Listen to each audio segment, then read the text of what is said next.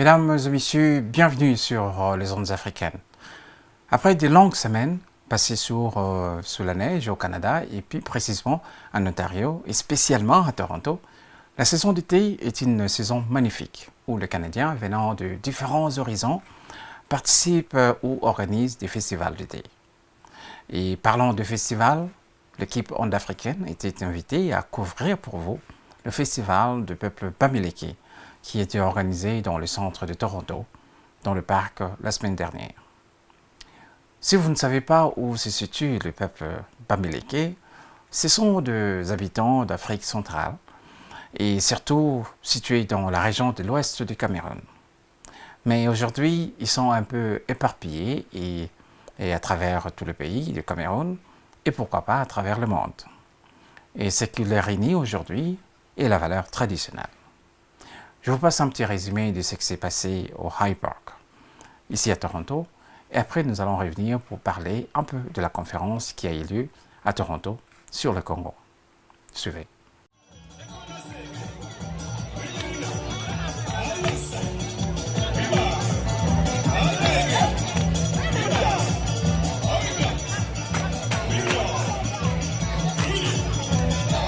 Salut mesdames et messieurs, nous sommes en direct de High Park en Ontario. Nous sommes au cœur de la province de l'Ontario, nous sommes à Toronto. Nous célébrons la culture Bamileke. Mesdames et messieurs, bienvenue au Festi Bamileke 2018, c'est la 4e édition. On célèbre la riche culture Bamileke du Cameroun.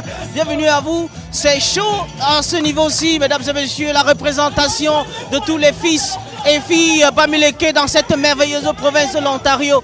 La célébration culturelle. Alors je vous montre comme ça, comme il se doit, ici même, les différents stands. On va avoir l'occasion d'aller découvrir ces stands tout à l'heure. Mais pour l'instant, voilà, voici ce qui se passe. On a évidemment de la bonne musique, tout ce qui doit être célébré ici. Nous avons évidemment tous les grands stands, de la bouffe comme il se doit. Évidemment, mesdames et messieurs, comme on sait le faire à l'ouest, la belle culture avec de l'ambiance, de la nourriture, les enfants qui s'amusent un peu partout, du DJ et bien évidemment, mesdames et messieurs, les différents stands des autres facettes de la culture Bamileke. On va certainement rencontrer quelques personnes qui sont sur les lieux, évidemment, pour célébrer ce grand moment ensemble. J'aperçois un fils Bamileke ici. Bonsoir, bonsoir. Voilà, vous pouvez trouver plus d'images sur notre Facebook sous Onde africaine. Passons à d'autres nouvelles. La communauté congolaise à Toronto avait organisé la conférence où nous avions eu des éminents professeurs pour parler de la situation en République démocratique du Congo. 58 ans après son indépendance auprès des Belges, ce pays dont je suis origine d'ailleurs a connu plusieurs guerres d'agression et de sécession qui auraient pu provoquer même son morcellement. En 2002, après plus de 4 ans de guerre de rébellion, toutes les parties se sont réunies en Afrique du Sud pour accoucher l'accord de Sun City et qui prévoyait en fait que jamais personne ne prendrait les pouvoirs par la force en République démocratique du Congo que à travers les élections. Le peuple congolais pourra enfin se voir tourner vers son développement après les élections tant attendues pour le 23 décembre 2018. Le président sortant, Joseph Kabila, vient de choisir son dauphin pour participer aux élections et ce qui marque le début de la vraie démocratie d'alternance dans ce pays. Pendant ce temps, les intellectuels congolais de la diaspora réfléchissent aussi comment améliorer les institutions et je vous propose cet élément avec Dr Nikez Lola qui parle de la théorie de la palabre et de la démocratie. Suivez. Voir si on pouvait faire une sorte de fusion pour arriver effectivement à trouver un modèle de démocratie qui sera adaptable au continent africain et au Congo en particulier. Alors qu'est-ce qui m'a poussé à ça? Surtout, j'avais assisté à une conférence sur la paix à Montréal en 1999. Donc à ce moment-là, j'étais étudiant en maîtrise. Au fait, c'était une conférence qui était comme un prélude justement au dialogue intercongolais à l'époque. Il y a eu beaucoup de personnalités qui étaient là-bas, même le cardinal Mosengo était à cette conférence à l'époque, il était monseigneur, il y a eu le papa Nendaka, il y a eu plein de monde qui étaient à cette conférence. À ce moment-là, l'AFDEL était aux portes de Kinshasa. Alors on s'est réunis, on dit mais il faudrait qu'on trouve une solution à la situation. L'AFDEL ne peut pas rentrer comme ça, M. Kabila ne peut pas rentrer comme ça. Et je parle de Kabila père parce qu'il y avait déjà des structures en place aussi. N'oubliez pas, l'IDPS était très actif et avait tout le travail qui était fait à l'interne pour justement laisser les champs libres à l'AFDEL entrer à Kinshasa. Donc, il fallait trouver des solutions. Alors, qu'est-ce que j'avais constaté lors de cette conférence qui s'est tenue pendant 2 jours? J'ai trouvé que les gens passaient trop de temps, des fois à des discussions stériles. Chacun voulait des fois critiquer les échecs du régime en place. Et finalement, au bout de 2 jours de discussion, on n'a pas traité réellement les problèmes qu'il fallait résoudre. Alors là, je me suis dit, mais il y a un problème. Est-ce que devrait-on, je me posais la question, est-ce que devrait-on continuer à appliquer la démocratie à l'occidentale telle que nous la connaissons? Parce que la démocratie à l'occidentale, ça fait partie de la culture occidentale. Nous avons notre culture à nous, nous avons notre façon de vivre, nous avons un mode de vie. Alors je me dis, non, la réponse est non.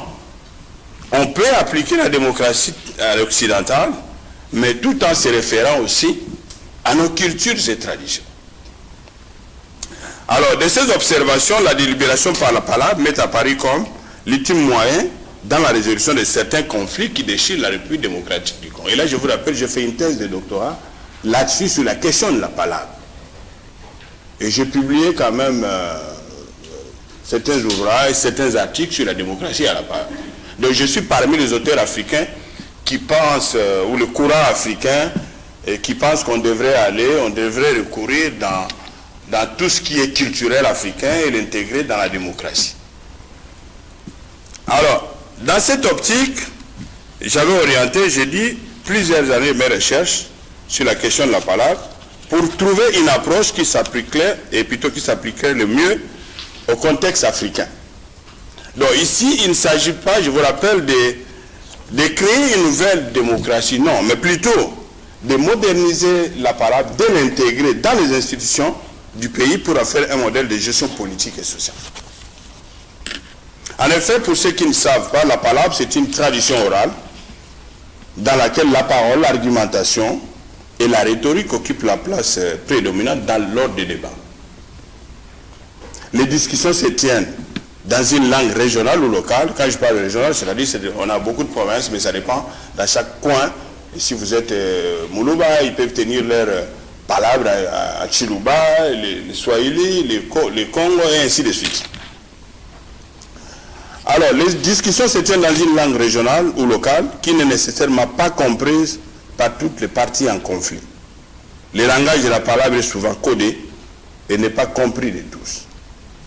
Seuls les initiés sont en mesure de décoder les messages par véhiculés.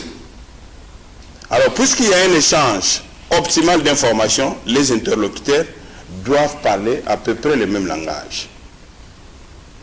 Pour être efficient, l'acte de la parole exige l'usage d'un code commun de communication.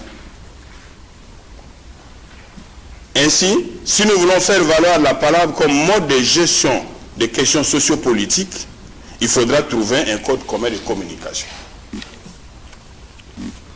Alors, pour comprendre comment la palabre pourrait contribuer à la résolution de certains conflits, j'ai analysé pendant plusieurs années, j'ai orienté mes recherches sur la situation Congo. J'ai pris le Congo de la province de Congo. Évidemment, je ne me suis pas limité dans le Congo d'Iba Congo, mais il y a aussi le sud du Congo-Brazzaville et puis le sud-ouest de Bandundu vers les Yaka. Tous ces partis, j'ai essayé d'analyser un peu les cas de ces gens pour avoir un aperçu global et ensuite voir comment on peut l'étendre dans toute la République démocratique du Congo. Alors voici quelques questionnements qui ont orienté mes recherches. De quelle manière le recours à la palabre, à palabre, pourrait-elle s'inscrire dans la résolution du conflit au Congo? Quelle contribution pourraient apporter les chefs traditionnels? N'oubliez pas, les chefs traditionnels ont été des acteurs importants avant la colonisation, pendant la colonisation et après la colonisation. Même si leur pouvoir n'a jamais été réellement reconnu, mais aujourd'hui, si vous allez dans les communautés rurales, ces gens qui sont dans les villages, ils reconnaissent plus l'autorité de ces chefs traditionnels que celui du gouverneur de la province ou les gens de Kinshasa. Non. Et c'est le chef traditionnel. Donc, à mon avis, je pense que ces gens sont très importants. Et d'ailleurs, les Belges, pendant la colonisation, ils ont reconnu justement le pouvoir de ces gens-là. On leur a donné un espace politique. Alors, dans la perspective d'apporter des éléments de réponse à cette question, la palabre a été abordée dans 4 dimensions que j'ai analysées. La dimension politique, juridique, coutumière et religieuse. J'ai également analysé le fonctionnement et l'importance de la palabre dans la culture traditionnelle africaine. Mais ici, parce que le temps est vraiment imparti, j'aimerais sauter quelques détails, mais vous pourrez aller lire si vous voulez. Il y a des articles qui sont en ligne que j'ai publiés. J'ai des ouvrages aussi qui sont publiés à l'édition Mohawk à Ottawa. Vous pouvez consulter. Vous pouvez commander les livres en ligne si vous voulez avoir plus d'informations. Alors, si je reviens un peu, à partir de la conférence de Berlin de 1885 à ce jour, vous voyez que le pays a toujours été confronté à de graves problèmes.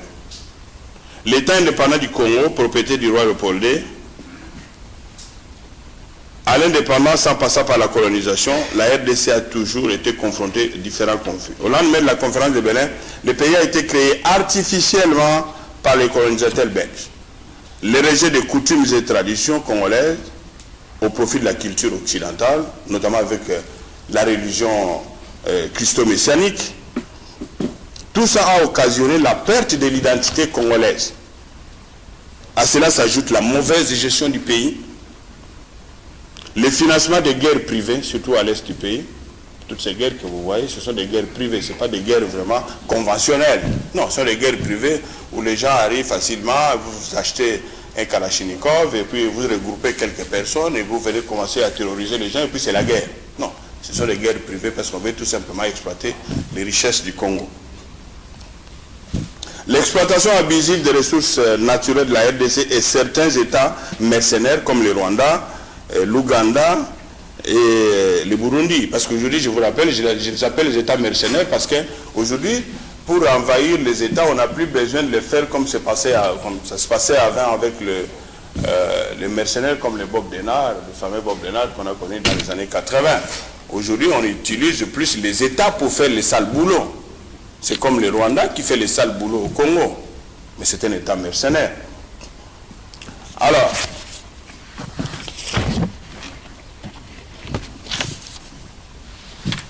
pour revenir sur la parade, donc, bien qu'en théorie, le pouvoir des chefs traditionnels ait été officiellement reconnu, mais sa pratique s'est avérée problématique lors de la colonisation et pendant la dictature de Mobutu.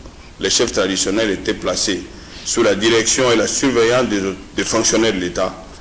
Aucun pouvoir réel ne leur a été accordé, ni pouvoir de taxation, ni pouvoir de décision. Malgré ces restrictions, les chefs traditionnels ont toujours gardé une certaine influence auprès de populations rurales de leur ressort. La République démocratique du Congo, mes chers amis, c'est un État rural. 90% de la population du Congo vit de coutumes et traditions, bien que leur pouvoir soit, vivent sous l'autorité des pouvoirs traditionnels, bien que leur pouvoir soit réduit au strict minimum. La République démocratique du Congo, et plutôt l'État congolais, comme la plupart des États africains, a été pensé par les autres. Les autres, ce sont les Occidentaux qui ont pensé à notre place. Et son territoire ne résulte non pas de l'évolution historique des populations qui y vivent. Les régimes politiques ne résultent pas non plus de la maturation politique des Congolais eux-mêmes. Ces régimes sont souvent calqués selon le modèle occidental. En République démocratique du Congo, notre régime est calqué de la Belgique, ancienne métropole. Au lendemain des indépendances en Afrique, vers les années 1960, plusieurs États ont remis en cause ces frontières, vous le savez, tracées par les colonisateurs. Les motifs des uns étaient la revendication d'une portion de terre qui se trouvait, qu'on avait perdu lors de ces partages artificiels, et pour les autres de reconstituer les ethnies qui jadis faisaient partie intégrante de leur population.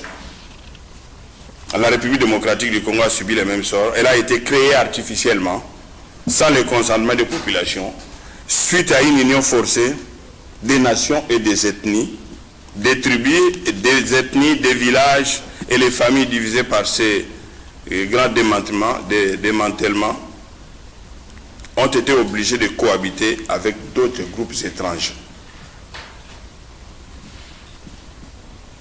Avec ces nouveaux groupements, les colonisateurs ont voulu créer des peuples, des nations, des nouveaux groupements, et plutôt des nations, sans aucune considération des origines et de l'appartenance des populations au territoire assigné. De nos jours, cette union forcée pose un sérieux problème de cohabitation entre les populations autochtones et les Congolais ou les Africains des souches. Alors, que faire? Alors, j'ai quelques pistes de solutions à vous proposer. Alors, d'après mes recherches, voici quelques suggestions. Si nous voulons refaire la refondation du système politique congolais pour intégrer la palabre. Premièrement, il sera question de faire, de mettre en place des assemblées traditionnelles d'une façon moderne. Deuxièmement, il faut faire la réforme du Parlement. Troisièmement, essayer de moderniser les infrastructures traditionnelles. Quatrièmement, l'implication des chefs traditionnels. Et cinquièmement, l'éducation à la palabre. En ce qui concerne la mise en place des assemblées traditionnelles, la République démocratique du Congo peut puiser dans son histoire, dans sa tradition et dans sa culture pour intégrer la palabre dans la vie nationale. Cette intégration pourrait aider les Congolais de vivre ensemble en s'appuyant sur une interprétation moderne des coutumes et traditions. Ces choix devraient être faits en fonction des valeurs démocratiques et d'un réel pouvoir légitime et collectif afin d'assurer la paix et le développement des populations. L'acceptation par les populations de vivre ensemble équivaut à un espace social entre différentes nations et groupes d'immigrants pour préserver l'unité et la paix sociale. Une fois la paix établie, il reviendrait maintenant à l'État de créer des conditions favorables pour l'encadrement et le maintien de la paix en tant que projet de société. Dans ce contexte, la paix civile au Congo deviendrait un projet de société démocratique qui devrait être établi en fonction d'un pacte social accepté par les citoyens et par toutes les nations. C'est dans ce sens qu'on pourra forger un destin commun.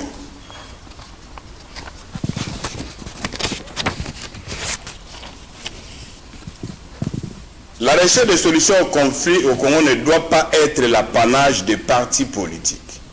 Souvent, quand je suis Télé Tchango, M. Fabien, il aborde souvent dans le même sens. Parce que les partis politiques au Congo, c'est comme si la recherche de la paix, c'est leur problème. Non, c'est le problème de tout Congolais. Peu importe le milieu où vous travaillez. Kinshasa n'est pas le Congo. Pendant mes recherches, j'ai circulé dans presque toute la République démocratique du Congo. J'ai circulé dans la région des Grands Lacs africains. J'ai vu des Congolais, j'ai parlé avec des gens, dans des villages, dans des communautés rurales perdues.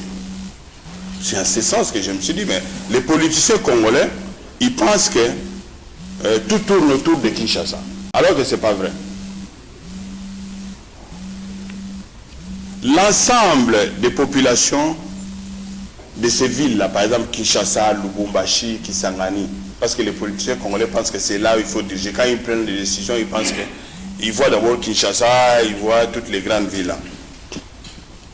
Alors que l'ensemble des populations de ces villes ne constituent juste une minorité qui sont scolarisées à l'occidental. Pourtant, les mêmes populations, bien que scolarisées à l'occidental, ils vivent toujours dans leur vie quotidienne selon les coutumes et traditions. Les peuples congolais, mes chers amis, croient profondément à la tradition.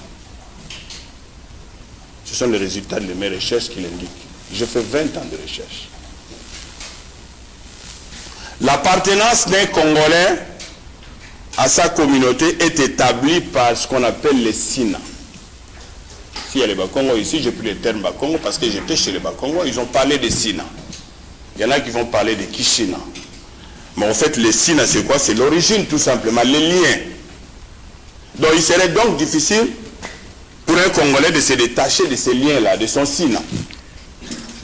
Puisqu'il est inséparable et il est irremplaçable.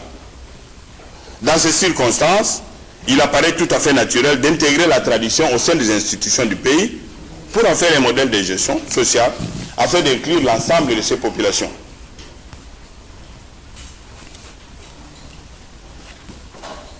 Et ici, je vais donner quelques exemples rapidement, monsieur Tati, tu me fais signe que le temps passe. La Chine, par exemple, la Chine, où les Chinois continuent toujours de vivre avec leurs traditions. Pour ceux qui voyagent en Chine, vous le savez, il y a le modernisme, il y a la démocratie, il y a les traditions qui sont là-bas. Le Japon, c'est la même chose, même si elle est la grande puissance économique mondiale, mais le Japon, dans sa vie de tous les jours, même dans la vie publique, la tradition est toujours là. Alors donc je me dis, même les firmes multinationales et les entreprises étrangères qui s'établissent en Chine ou au Japon respectent la culture et la tradition de ces pays-là. En République démocratique du Congo, donc justement, on peut donc s'inspirer de ces modèles en créant des assemblées traditionnelles pour permettre aux populations, surtout rurales, de vivre leurs traditions et en même temps de pratiquer leur citoyenneté. Et ça, c'est faisable.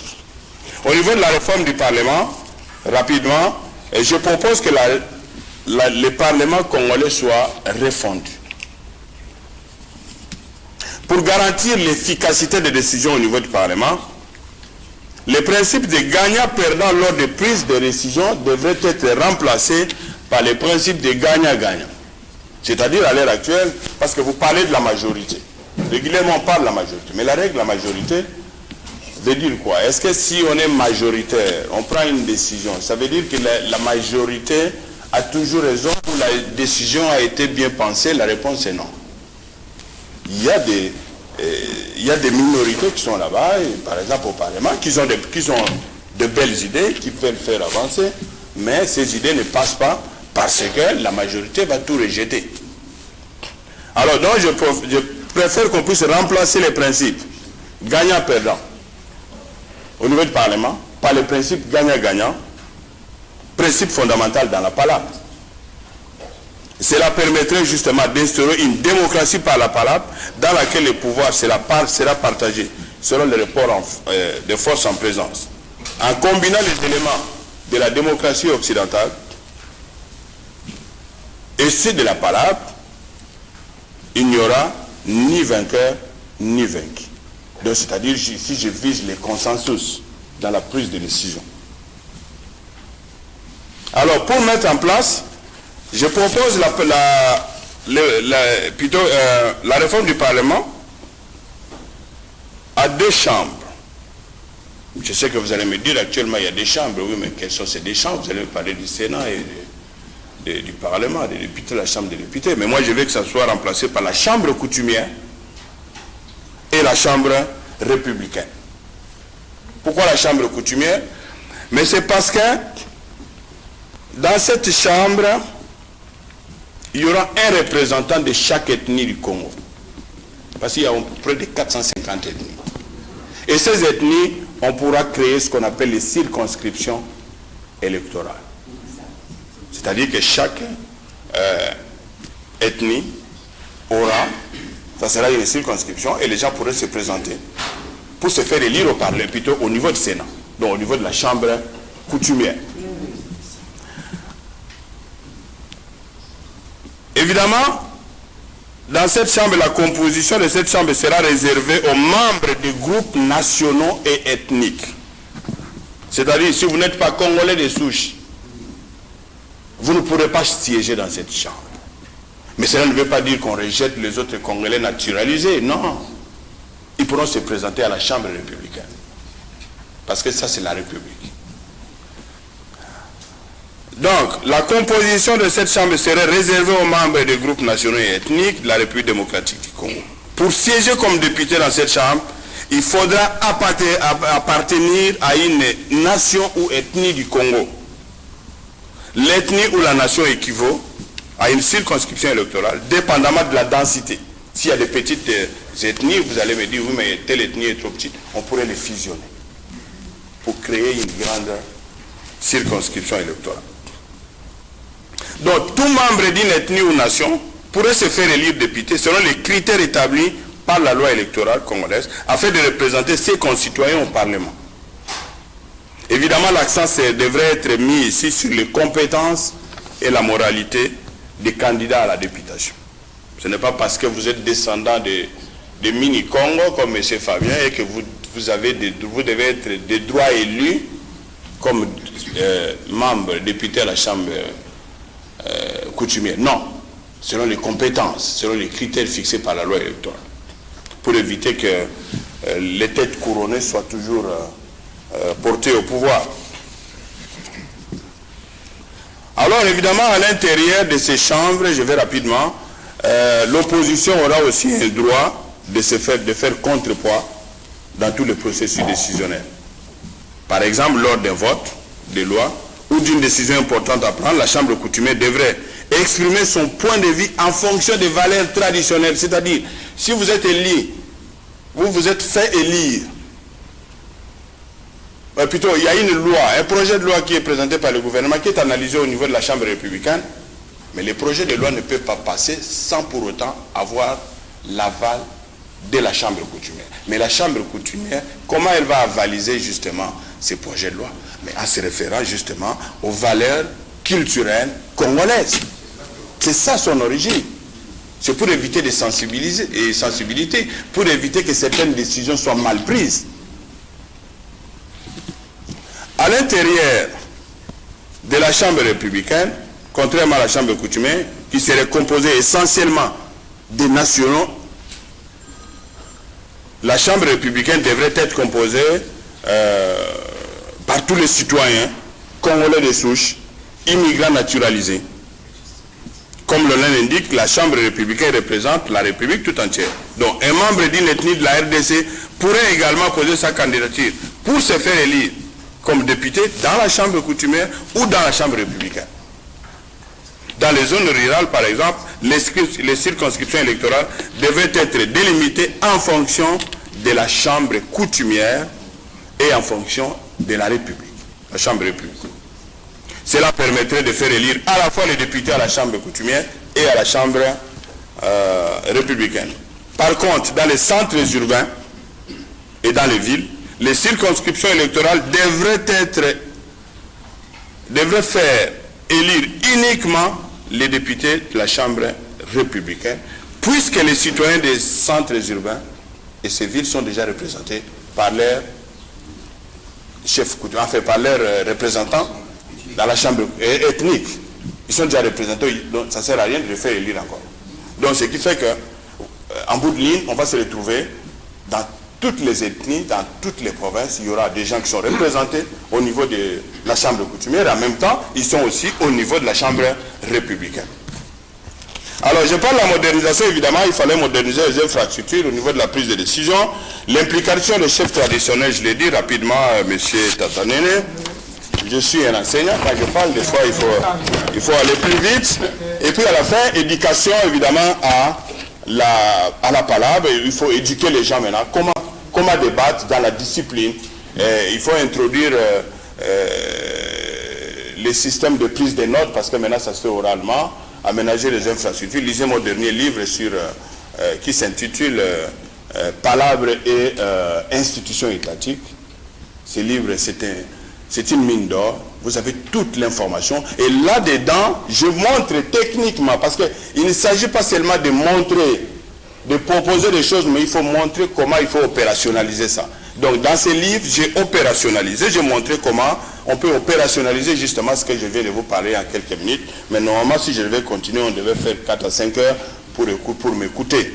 Mais là, ces livres montrent techniquement la procédure à suivre jusqu'à l'implantation de la palabre au niveau national, du niveau local jusqu'au niveau national et pourquoi pas international.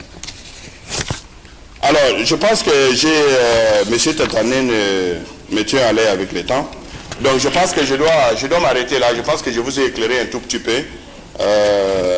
Pour terminer mon allocution, évidemment, je remercie à nouveau toute l'assistance et je pense que vous allez m'appuyer dans cette démarche parce que nous avons besoin de vous pour faire des réformes au Congo.